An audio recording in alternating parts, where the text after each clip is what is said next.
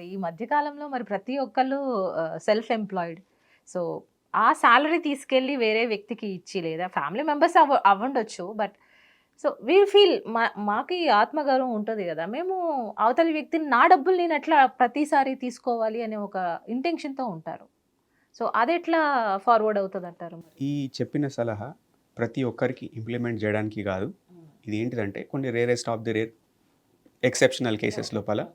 So somebody is going through bad phase of financial condition and they are not able to control their mind and their finances. So వాళ్ళ కారణంగా, వాళ్ళ మనసు కారణంగా, వాళ్ళ చేతల కారణంగా ఇంకా నష్టపోతున్నారు. ఇంకా వాళ్ళు అధోపాతాళానికి పోకుండా మధ్యలో ఆపేసి సమ్ సేఫ్ ప్లేస్‌లో వాళ్ళని ఆపడానికి వాళ్ళకి వాళ్ళు వాలంటరీగా ఒక నిర్ణయం తీసుకొని, సో నన్ను నేను కాపాడుకోవాలంటే నా మైండ్ పైన నేను డిపెండ్ అయితే ఖతం అయిపోతా. So I'm gonna give in charge ఎవరికైనా వేరే వాళ్ళకి ఇస్తా. మీరు నన్ను కాపాడండి అని వెళ్ళిన వాళ్ళకి మాత్రమే. సో వాళ్ళ ఇష్టం లేకుండా బలవంతంగా నువ్వు ఇట్లా ఎవడేం చేయలేడు. గుర్రాన్ని నీళ్ళ దాకా తీసుకుపోతారు. అంతే తాగిచ్చలేరు. తాగించలేరు కదా! సో ఇది కూడా దీనికి డబుల్ ట్రిబుల్ అట్లనే పనిచేస్తది. సో, అదే ఇప్పుడున్న ఆత్మగౌరవం కోసం సొంత భర్త దగ్గరే డబ్బులు తీసుకొని ఒక భార్య ఫ్యామిలీ మెంబర్స్ దగ్గర నుంచి లేదంటే అక్కడున్న సరౌండింగ్స్ దగ్గర నుంచి నేను నా పరిస్థితి ఇది చెప్పుకునే స్థితికి తను రాకూడదు అనే ఇంటెన్షన్ తోటే ఉంటది కదా! సో, మీరన్నట్టు మరీ అంత డీప్‌గా ఎళ్తే తప్ప పీపుల్ ఆర్ ఎవరైతే బాగా చెడు దశ చూస్తున్నారో, ఎవరికైతే హెల్ప్ కావాలో, వాళ్ళ చుట్టుపక్కల సరైన వ్యక్తులు గైడెన్స్ ఇచ్చే ఫిగర్లు లేకపోతే అటువంటి సందర్భాల లోపల, అటువంటి రేర్ ఎక్సెప్షన్ కేసెస్ లోపల ఈ సలహా పనిచేస్తుంది. నాట్ ప్రతి ఒక్కరికి కాదు. ఇదొకటి ఎత్తైతే ఇప్పుడు చాలామంది గర్ల్స్ అది ఫిల్మ్ ఇండస్ట్రీ అవ్వండి, ఇది నేను అడగొచ్చో అడగకూడదో తెలియదు. బట్ చదువుకునే girls easy way of money కోసం అది ఎంతో కొంత అది ఒక పక్కన చదువుతున్నా లేదంటే ఇప్పుడున్న పబ్ పార్టీస్ కావచ్చు. ఈజీ వే ఆఫ్ మనీ కోసం తప్పుదారులు వెళ్ళే చాలామంది యువత నేను చూశాను. సో, ఈ తప్పుడు దారిలో వెళ్ళేటప్పుడు వాళ్ళకి తెలియదు. చదువుకునే ఏజ్ కాబట్టి ఏదో ఒకటి చేసేస్తూ ఉంటారు. ఫ్యూచర్‌లో వాళ్ళు ఏమేమి అనుభవించాల్సి వస్తదో వాళ్ళకి తెలియదు. సో, ఇట్లాంటి యువతకి మీరు ఎట్లాంటి మెసేజ్ ఇవ్వాలనుకుంటున్నారు? సో మీరు మొహమాట పడుతున్నారు ఆ టాపిక్ చెప్పడానికి. నేను దాన్ని ఓపెన్‌గా చెప్పేస్తా. We can have a adult conversation.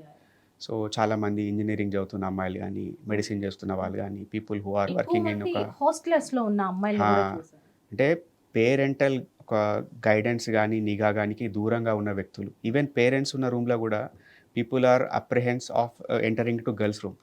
So తల్లిదండ్రులు ఏంటంటే ఒక గుడ్డి నమ్మకం వస్తుంది, మా పిల్ల మంచిది, ఇట్లాంటిది ఏం కాదు. అంటే వీళ్ళ ముంగట ఏం చేస్తున్నారో, వీళ్ళ ముంగట ఎట్లా యాక్ట్ చేస్తున్నారో, వీళ్ళు ఎట్లా మాట్లాడుతున్నారో, ఈమె 24/7 ఇట్లనే ఉంటుంది, ఈ పిల్లగాడు 24/7 ఇట్లనే ఉంటారని ఒక భ్రమలు ఉంటారు తల్లిదండ్రులు. కానీ ఈ పిల్లల దగ్గర ఒక పాలిమార్ఫిక్ నేచర్ ఉంటుంది. అంటే ఏంటిదంటే ఫ్రెండ్ దగ్గరికి వచ్చినప్పుడు వాడు ఇట్లా ఓపెన్గా మాట్లాడతారు, తల్లిదండ్రుల దగ్గర పోయినప్పుడు కొంచెం రిస్ట్రిక్టెడ్గా ఒక రకంగా మాట్లాడతారు, బయటికి సొసైటీకి వెళ్ళినప్పుడు ఇంకో రకంగా మాట్లాడతారు. ఇటువంటి ఒక డ్యూయల్ మొరాలిటీ కలిగిన వ్యక్తులు ఉంటారు పిల్లలు అని వాళ్ళని గుర్తుపట్టడం లేకపోతే నమ్మడం తల్లిదండ్రులకు చాలా కష్టంగా ఉంటుంది. వాళ్ళకి ఏంటంటే గుడ్డి నమ్మకం, ఏమన్నా చేస్తాయి మా బిడ్డ అట్లా కానే కాదు, సొసైటీ అంతా ఖరాబ్ ఉంది కానీ కానీ ఈ పిల్లనే మొత్తం అందరినీ ఖరాబ్ చేయొచ్చు, ఈ పిల్లగాడు ఇంకోళ్ళని నాగం చేయొచ్చు. కానీ వాళ్ళ కండ్ల కూడా ప్రూఫ్ ఉన్నా కానీ వాళ్ళకి అది లోపలికి ఎక్కది. సో ఏంటిదంటే ప్రాబ్లం ఏంటిదంటే దిస్ డ్యూయల్ మొరాలిటీ. అంటే ఏంటిదంటే ఇప్పుడు ఒకటి మీకు సింపుల్గా సొల్యూషన్ చెప్తా. సొసైటీ లోపల ఒక అమ్మాయిని పోయి ఏదో తప్పు పని చేసిండు, చిడాయించిండు, ఇబ్బంది పెట్టిండు. ఇక్కడ కుర్చీలో కూర్చున్న తల్లి ఏమంటారంటే వాడిని కొట్టాలి, తన్నాలి, వాడు మనిషేనా, ఆడపిల్లని అట్లా అంటాడా, అట్లా చేస్తాడా, వాడిని కోచి కారం పెట్టాలి అని మాట్లాడతాడు. సడన్గా ఇంక రెండో రోజు చేసింది వాడిని కొడుకే అని తెలిసింది, లేకుంటే ఆమె కొడుకే అని తెలిసినప్పుడు మా అబ్బాయి అట్లుంటాడు కాదండి, ఆ పిల్లని ఆమెను ఇట్లా చేసింది కదండి. అరే మన దాకా వచ్చేసరికి ఇంకొకటి, బయట వాళ్ళ దగ్గరికి వచ్చి ఇంకొకట. అంటే మనం ఒక డ్యూయల్ మొరాలిటీ ఫాలో అవుతున్నాం సొసైటీ లోపల.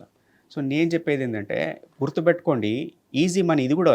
అంటే అమ్మాయి ఎందుకు ఇంజనీరింగ్ కాలేజ్లో ఉన్నప్పుడు తల్లిదండ్రులు ఇచ్చే మనీ ఈమెకు సరిపోదు, ఈమె కంపారిజన్ చేసుకుంటుంది, టీవీలో కనిపిస్తుంది ఐఫోన్ ఉంది, నాకు కూడా ఐఫోన్ కావాలి, నా దగ్గర డొక్కు ఫోన్ ఉంది, అబ్బా ఎట్లా ఆ పిల్ల టాప్స్ వేసుకొని తిరుగుతుంది, 3,000 అట నా దగ్గర లేవు, మరి ఎట్లనే చేసి నేను కొనుక్కోవాలి, నాకు అది కావాలి అని ఒక ఫీలింగ్ ఈమెకు వచ్చేస్తుంది కదా. కంపారిజన్ చేసుకుంటుంది, పీర్ ప్రెషర్.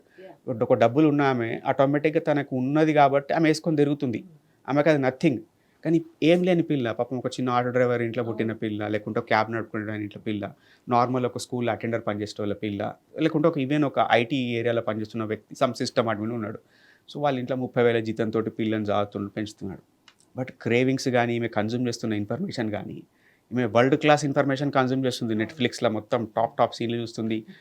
బయట మోడల్స్‌ని చూస్తున్నారు. హైదరాబాద్ లాంటి సిటీలో తిరుగుతుంటే క్యాజువల్‌గా బయటికి పోతేనే ఒక 100 మంది అమ్మాయిలు మంచిగా బట్టలేసుకొని ఈజీగా ఇట్లా పోతుంటారు. అరే! వాళ్ళ లెక్క నాకు గూడా కావాలి. కంపారిజన్ చేసుకుంటారు కదా! సో, చేసుకున్నప్పుడు వీళ్ళకి వేస్ అండ్ మీన్స్ దొరికాయి కదా! ఇంట్లో డబ్బులు లేవు. ఏం చేస్తారు? సో, ఒక్కసారి అంటే ఏమైపోతదంటే ఒక్కసారి గనుక మనం తప్పు చేస్తే ఈ రెండోసారి చేసిన పెద్ద ఫరక్ కాదన్న ఫీలింగ్ వస్తది. అంటే if she is in a relationship with somebody in college అనుకోండి. సో, వన్స్ బ్రోకప్ అయిపోయింది. అయినాక ఒకసారి 2, 3 సార్లు అయింది ఏమున్నది? మనీ కోసం ఏం చేసినా తప్పు లేదనిపిస్తది. ఈవెన్ బాయ్స్ కూడా they are working as call boys. So, వాళ్ళు కూడా మనీ కోసం అన్నీ చేస్తున్నారు. సొసైటీ ఈజ్ లైక్ మనం డిగ్రేడింగ్ అయిపోతుందని చెప్పలేం గానీ, but they doesn't have the sense. నేను వాళ్ళని కూడా నాకు అయ్యో పాపం అని అనిపిస్తది.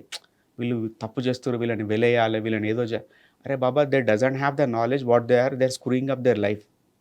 అవేర్‌నెస్ ఉన్నోడైతే ఎందుకు చేస్తాడు? Somebody injecting some drug into them and somebody injecting something. ఇప్పుడు ఎస్టీడీ వస్తే ఎట్లా, సెక్షువల్లీ ట్రాన్స్మిటివ్ డిసీజెస్ వస్తే ఎట్లా, లైఫ్ స్పాయిల్ కదా! ఖతం గయా గడ్డేమే. ఏం బ్రతుకుతారు? ఏం పిల్లల్ని కంటారు? ఎవడు మనం ఒక 70 ఏండ్లు 80 ఏండ్లు ఆడాల్సిన మ్యాచ్‌ని నువ్వు 20కి 21కి 25కే ఖతం కొట్టుకుంటే ఏంటిది? It doesn't makes any sense కదా! బట్ మనం ఏం చేయాలంటే సొసైటీ కూడా వీళ్ళు ఇట్లా అట్లా అని తిట్టే బదులు put some sense into that girl, put some sense into that boy. మంచిగా కూర్చోబెట్టి చెప్పాలంటే మనం ఏం చేస్తుంటామంటే క్రిటిసైజ్ చేయడం ఈజీ, తిట్టడం ఈజీ, శిక్షించడం ఈజీ, మార్చడానికి ప్రయత్నం చేయడం, అటెంప్ట్ చేయడం చాలా కష్టం. మన దగ్గర అది ఉండాలి ఎంపతి. అది ఉన్నప్పుడు మనకు అంత ఓపిక ప్రేమ ఉన్నప్పుడు we will try to do. అరే ఎన్నైనా సాత్ ఖూన్ మాఫ్, ఎన్ని తప్పులైనా పర్లేదు, యూ హ్యావ్ ద స్కోప్. మార్చుకుంటే లైఫ్ బాగుంటుందనే ఒక మైండ్ సెట్ ఉండాలి. సొసైటీ ఇట్లుందని చెప్పి అందరిని అనడానికి వీల్లేదు, బట్ ఎంపథెటిక్గా ఉండాలని కోరుకుంటున్నాను. Hit TV presents like, share, comment. TV వాళ్ళకు కూడా నేను ఒక సర్ప్రైజ్ ఇద్దాం అనుకుంటున్నాను. మీరు మాత్రమే జెస్సీ ఎందుకు అయ్యారు? ఇలాంటి అమ్మాయిలకి పిలవడానికి బాగుంటుంది. చందు సాయికి like you and have a, జనాలకి ఒక పేరు నచ్చిందంటే దీనికి ఒక ప్రాసెస్ ఉంటుంది. ఎందుకు ప్రాసెస్ డైరెక్ట్‌గా వెళ్ళిపోదాం. ఏదైనా ఒకటి మర్చిపోయినావా నువ్వు? మర్చిపోయినా మేడం, ఏం మర్చిపోయావు? నా గుండె. ఏదో ఆ టైంకి మన సుడి బాగుంటే ఎవరన్నా చూపిస్తే రాయగలం కానీ డోర్ టు డోర్ సేల్స్ చేసేవాళ్ళు. శారీ వస్తుంది, శారీలో వెనకాల కట్టుకుని అమ్మా నీ వెన్నెలా